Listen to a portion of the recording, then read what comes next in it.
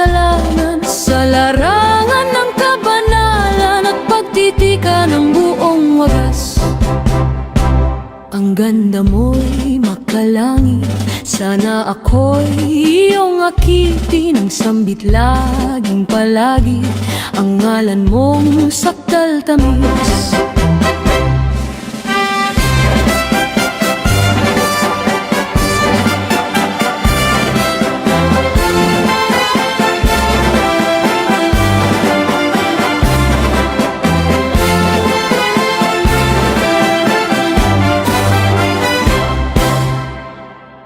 Mabuhay ating patrona na si Maria Magdalena, para lumon ng ating bayan, patnubay ng makasalanan, sa larangan ng kabanalan at pagtitika ng buong wagas.